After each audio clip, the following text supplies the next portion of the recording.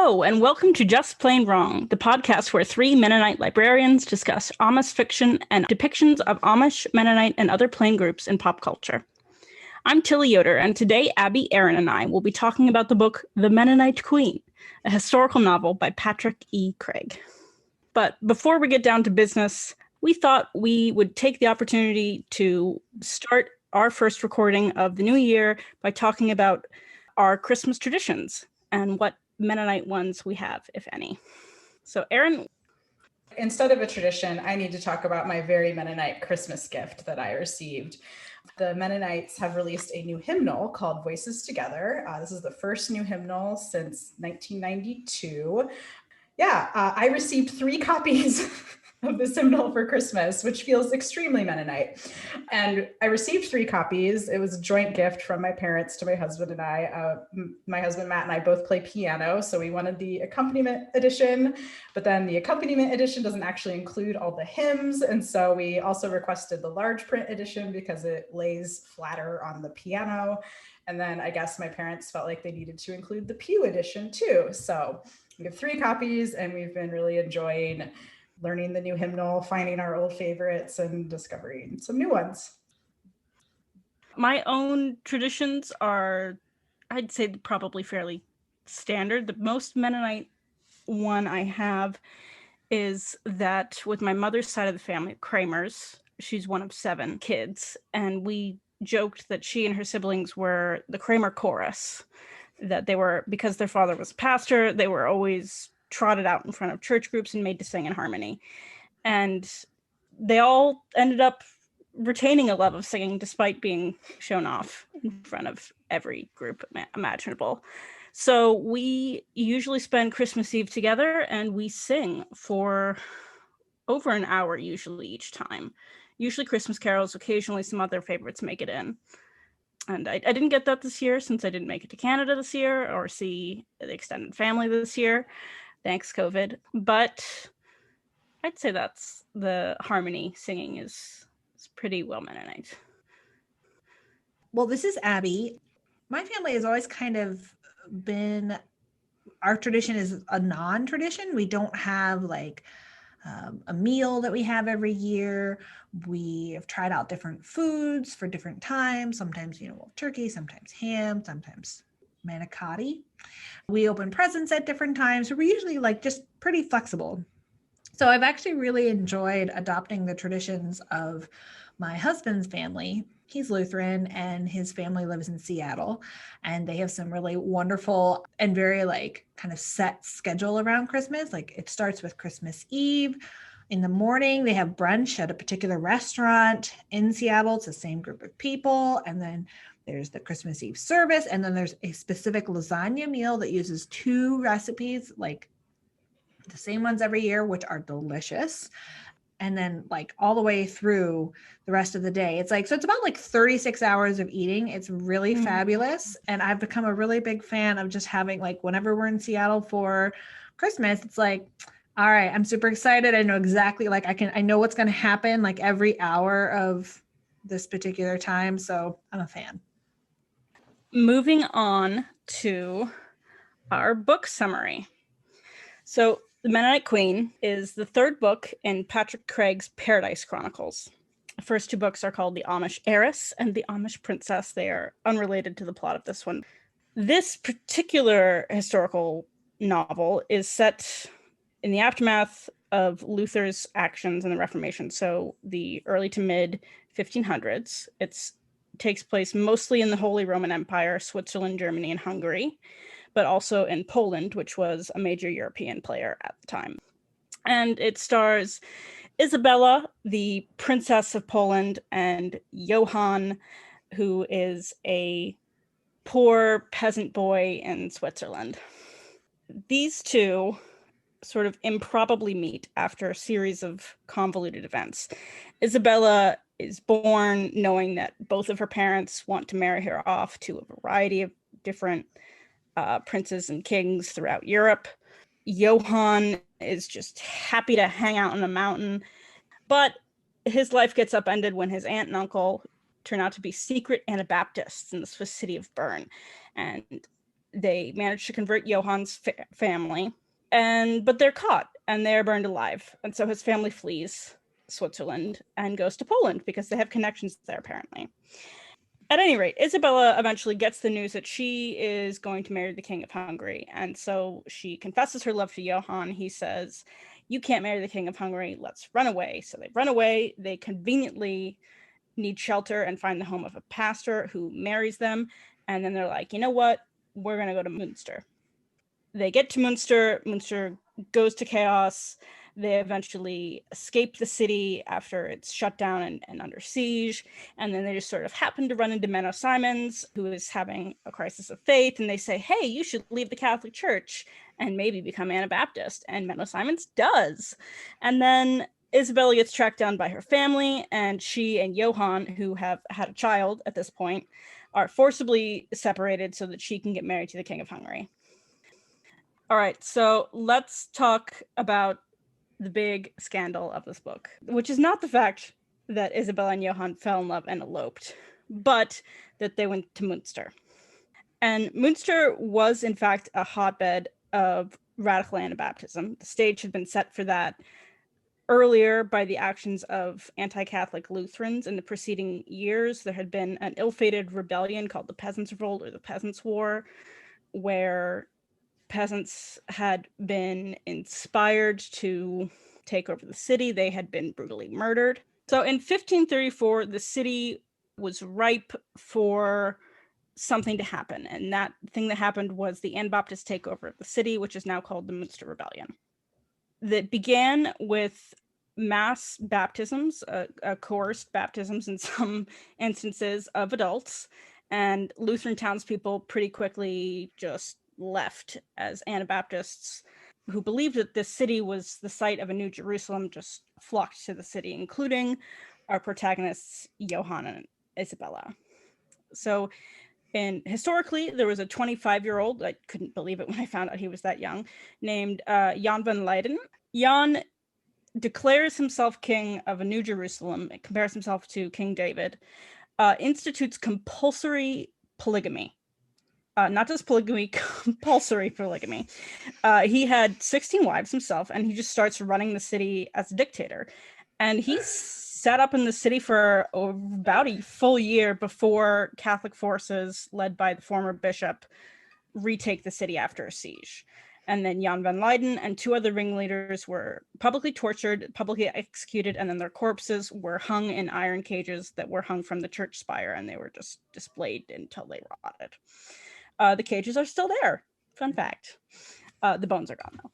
So Anabaptism lost much of its momentum, and surviving Anabaptists reaffirmed an earlier commitment to nonviolence and to monogamy, tried to distance themselves from the Munsterites, and these people, led in part by Menno Simons, became Mennonites. So there's a lot to talk about here. But I thought it would be interesting to know, when did you two first learn about Munster Rebellion? I was trying to think about this, and it was definitely not in high school and definitely not in Sunday school. I don't remember hearing much about it during college, but I feel like it was probably mentioned at least at some point. That said, it does not surprise me that we would want to gloss over this particular chapter, as pacifism and non-resistance have become, I feel like, more important to the Mennonite identity. A story that revolves around, bloodshed and violent takeover. I can see why that would be played down in favor of kind of creating the heroes and emphasizing the stories of martyrdom and persecution and Dirk Willems and all these other names that are like immediately come to mind much quicker for me than the names of these Munster rebellious Anabaptists.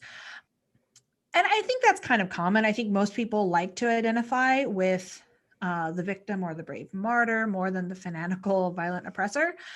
That said, I did think it was interesting in this book that the characters very quickly see through the lies of the leader. They're kind of led by this grizzled former soldier who is kind of, he protects Johann and Isabella, and he, very quickly sees through these lies and realizes what's happening and basically saves them. I mean, in a very sacrificial way. And so they end up spending most of the rebellion planning their escape. So yeah, in terms of when I learned about it, I probably later. And honestly, I do want to just say a word of credit to the author of this book. While I had since college and other places heard about this and read about this, and not to say that everything that he depicts is a perfect 100% accurate in any way. In many ways, the reading I then did to learn about this or to check the facts, I actually learned quite a lot about this rebellion as part of this process.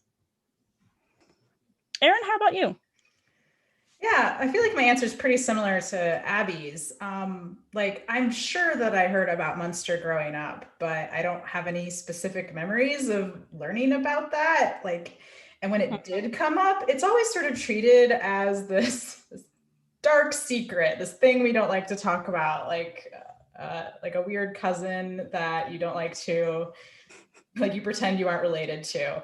And I think there are two reasons for this, and Abby already really covered one, and that is that when, like, I think it's true of any group, country, history, that when you look back, you like to remember the parts where you look virtuous. And so we tend to focus on our history of martyrdom, which I guess makes us look virtuous, but I do think that sometime as a podcast, we need to discuss the scarring effects of taking children to historical exhibits that display literal torture devices used on their theological ancestors.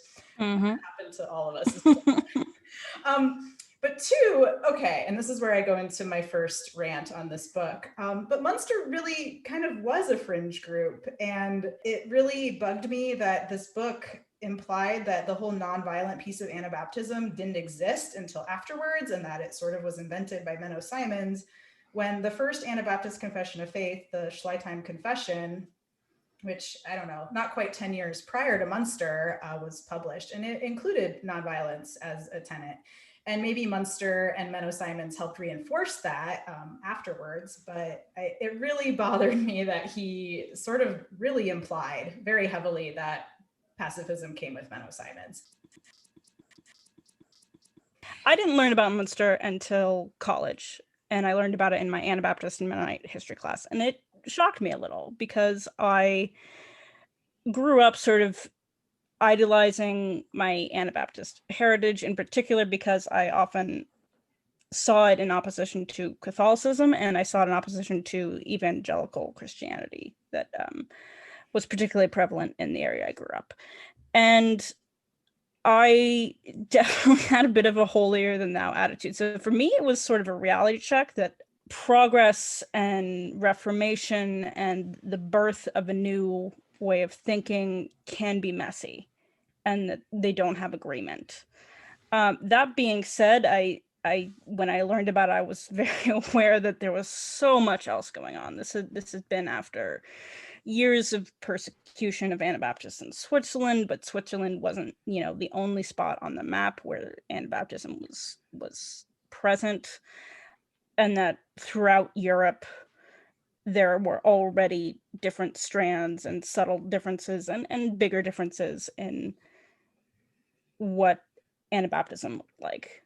So, I sort of view it as one of the strands that fizzled out, while the other strands were also already growing.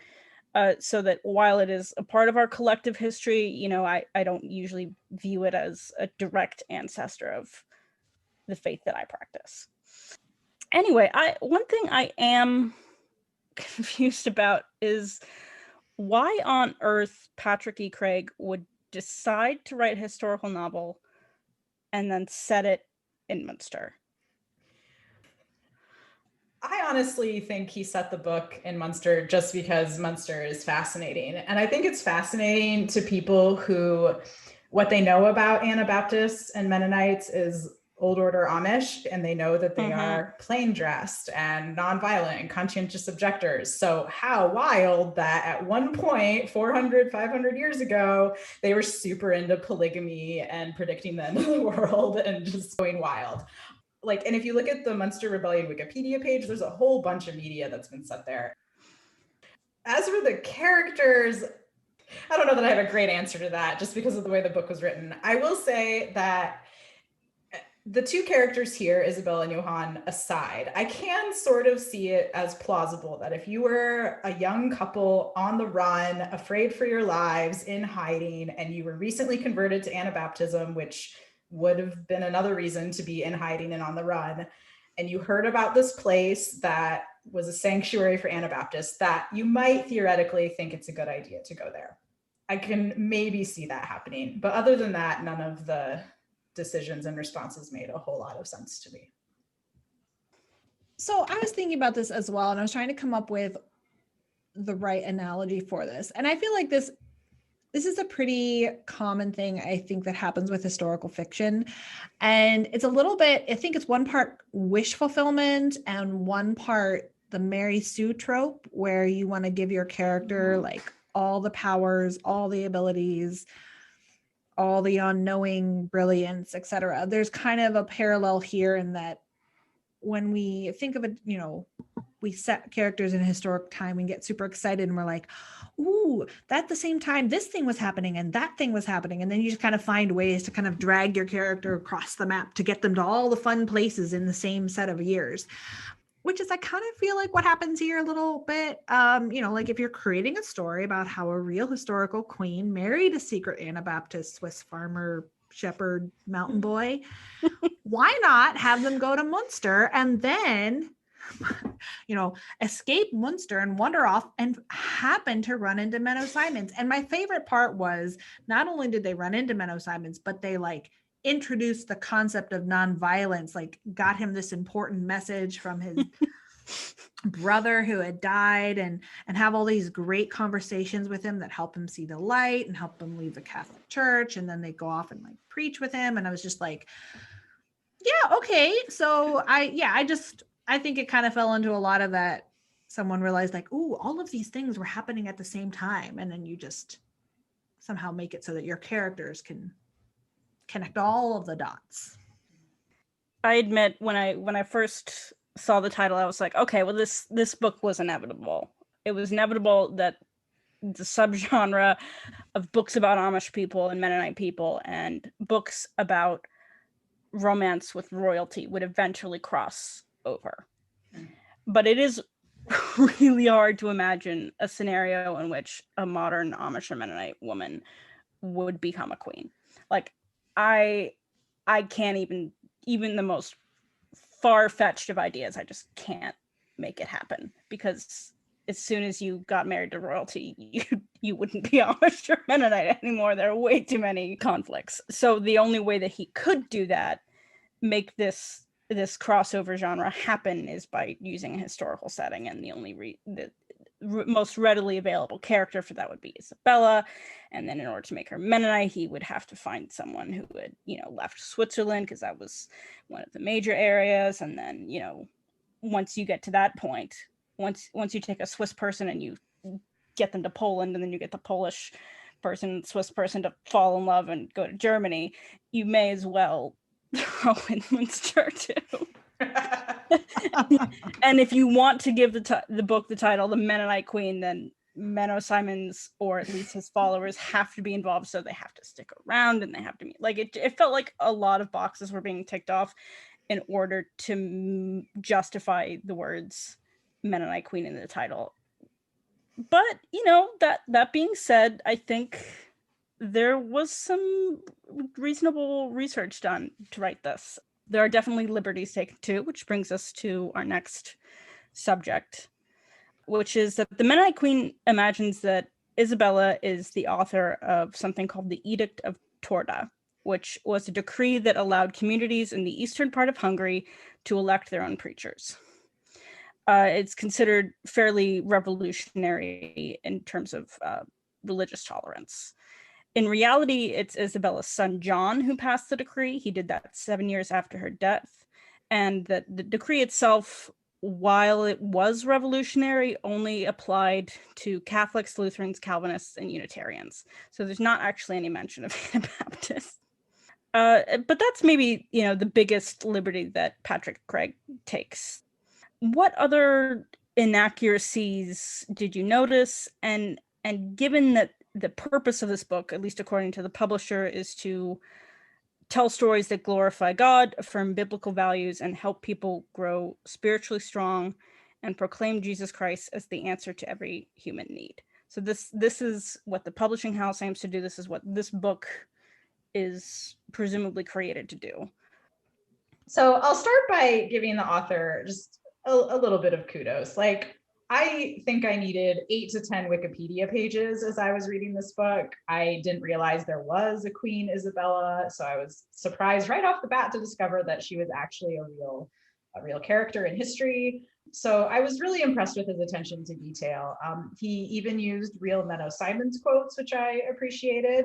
Yeah, so, and I guess I should also mention that even though Queen Isabella was a real person, she was not Anabaptist in real life. That was a liberty that was taken. But yeah, I already talked a little about my beef with his portrayal of nonviolence and how that came to be a tenet of Anabaptist faith. But I found the evangelicalism that was in this book, it just felt really weird. Like, that wasn't a thing in the 1500s. I think you did the research on this, Tilly, but very few people were actually literate at that time. So even though the printing press had been invented and they would have potentially had Bibles, not that many people could read them yet. And so this whole idea that you have this personal relationship with God by reading the Bible just felt really odd. And I thought it showed up in this evangelical theme showed up in some really, really interesting ways, weird ways.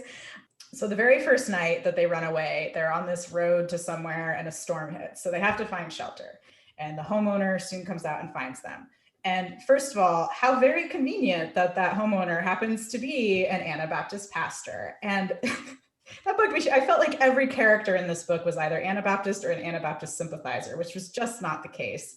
But then he offers to marry them because, heaven forbid, these two runaway lovers spend one night in sin, prior to, like, I was so annoyed. I do want to reiterate, I think both of you pointed out good praise for this book, so I feel like I want to agree with that. However, yes, there were a lot of 21st century ideas that were all of a sudden transported back several hundred years into the 16th century. So one line that stood out to me was from page 63. There's an Anabaptist who's preaching, and they say, "We put aside racial, ethnic, and class distinctions and those between men and women because the unity and equality of the body sets us at naught." They would not have talked about racial and ethnic and class distinctions like that. Those were not concepts at that time. And to be fair, I think, again, this is a very common thing to find in historical fiction, where we take the mindsets of today and the ideas of today and we just kind of shoehorn them into whatever historical era that we are dealing with. And I did have to just point out, I come from a place of love, but there were some pretty memorable lines that I felt I needed to be shared. So I am going to include a few of these here. So, and a number of these were in the rather freakishly sudden and strongly passionate meeting of these two young lovers who, as I think Aaron might have pointed out, within 3 meetings went from slapping each other in public, which I think would have been a no-no between royalty and, a stable boy, to, being passionately in love. So my first one line that I wanted to point out, this is from page 123. And I will say these are all pages from my ebook, so who knows what a page number is anymore. "The cold water cooled his heated skin, but it did not soothe the fire inside Johann, a fire named Isabella." Woo, yeah. Woo. And then, I know. And then this actually is probably my all-time favorite line, which is, "At last he forced himself to pull away. I love you too, princess. I have loved you since the day I first saw you, but we cannot, we dare not. I am a stable boy and you are a royal princess. Such love is madness. Madness."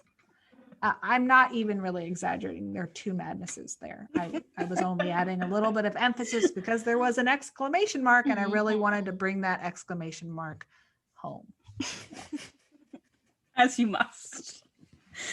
Oh, yeah.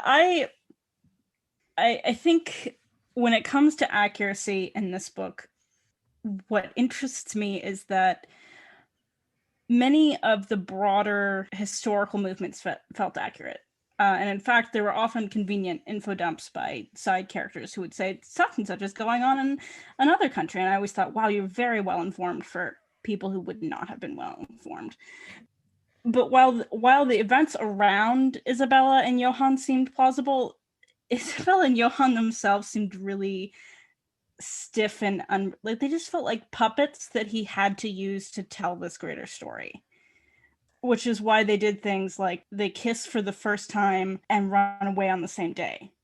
But like, it's just, there's so much in this book that is telling instead of showing. There's a lot of dialogue about how events happen and how people feel, but there's never any demonstration of how they feel. So when they fall in love, it's because they've kissed and because they're beautiful and because they both burn with fire and they can't sleep. But there's absolutely no reason that these people should be in love, like, besides the fact that they're, I guess, young and beautiful. But you couldn't get Johann to say what it was that he loved about Isabella. Like, he never mentions any of her qualities. He doesn't mention her skill with languages or her literacy or her knowledge of the Bible as compared to his, because she's actually studied it and he hasn't. He doesn't mention her passion or her ability to ride horses. Like, they're just these flat characters. And so even when things were historically accurate, they felt inaccurate to me because the characters felt too stiff. All right. We have talked for a good while, but I think we should have open space to talk about other things that we thought were particularly interesting or funny or that bothered us or that inspired us. What stood out that you just have to talk about? Well, one of us has to talk about how this book, just like how the evangelicalism felt a bit disingenuous, there was also a lot of sexism that felt just like it totally unnecessary. Like, I get it. The 1500s would have not been an exactly egalitarian time for women and men, but like, he used words that I don't even want to repeat on this podcast in this book to describe women. And especially because he was describing women that could have been portrayed as victims. So like the women who were being taken as the polygamous wives of the Munster leaders were described with horrible phrases that no one would want to be called. And it just felt unnecessary. Like, first of all, take that out on the men. And second of all, if you're going to describe the women, you can use different words for that. Like, it just felt, it felt very unnecessary. And I wasn't sure why he made those choices. Yeah, I definitely was not particularly pleased with the way that women were treated throughout this book. Even though it had a female protagonist, I thought that Isabella seemed to have all of the things that should make her a particularly competent person for this time period. But that she was constantly being treated as naive. They're always like, don't tell Isabella someone was killed, or, when she's actually in a position of power and privilege for most of her life, that just because she has to like learn how to cook food and stuff doesn't mean that you get to belittle her other strengths. So it felt like the men were all needed to protect her because she was weak and womanly, and that the more she embraced Anabaptism, the more demure she got, and that you didn't actually see any motivations for this because she was never allowed to like leave her room or the baby or like the castle. Like, she didn't do things, so she had no interiority. You had no idea why she accepted Anabaptism. You had no idea why she liked Johann. You had no idea why she thought that writing the Edict of Torda was a good thing. Her mind is completely unknown to us, and she could have been a really multifaceted character, and I think the book did not take the opportunity to make her one. So I guess that brings me to the rating. And as far as prose and plot and enjoyment goes, I struggled, and I normally am a pretty big fan of historical fiction. So I'd say enjoyment, I'd probably give it maybe even a 1 out of 5. For accuracy, probably closer to 3 out of 5. Erin, what's your ratings? Yeah, probably similar, but I don't even really start from a place of liking historical fiction. I don't like historical fiction. So I really struggled. Yeah, so it was just a slow slog. I will say that if you're listening and you do like historical fiction and you want to know a sort of vague general overview of Munster that's sort of accurate, you might enjoy this book. But be aware that it doesn't tell the whole story of high praise. But if you don't like historical fiction, this is not a book to pick up. Mm-hmm. And if you do want to learn about Munster through other things, Wikipedia has a long list of works inspired by these events, including an opera and a graphic novel. Yeah, I think I would actually, in terms of enjoyment, while this was longer than a number of our other ones, which did lead it to drag at times, I was fascinated enough by the historical events going on that I was willing to forgive a fair amount. And I do like historical fiction, so I think that was enough to carry me through. And part of me was just kind of curious, like, I mean, it's not a very subtle book. So you have a very clear sense of, okay, they're going to get from, they're going to go A, B, C, then they're going to get somehow over to the D, and then somehow E is going to happen. And I was just kind of curious, like, how's he going to connect those dots on this map? Like, those are some pretty far away dots. So that had me kind of riveted for a while. So in terms of enjoyability, I'm going to give it a 3 out of 5. Yeah, 3 out of 5. In terms of accuracy, again, it had its issues. I think we've covered those. But I think in many ways, it was very clear that he had researched these times and this place. I might be being a little bit soft, but I think I'll give it a 3 out of 5. I think a 4 would be pushing it. But I did appreciate, especially, taking the time to get some actual quotes of Menno Simons in there, including some actual historical names and people, getting years right and things like that. He did some good research. Let's just put it that way. So, yeah, I'm going to give it 3 out of 5 on both categories. I'm impressed. At one point I was like, wow, I feel so bad that I recommended this. It's like, this is all my fault. Just suffer through this. All right. Thank you for listening to Just Plain Wrong. If you have thoughts about this or other episodes, we MennoBrarians would love to hear them. You can contact and follow us on Instagram, Twitter, or our email at plainwrongpod@gmail.com. And if you enjoy our humble little project, we would be grateful if you would leave a review wherever you get your podcasts. Thanks for listening.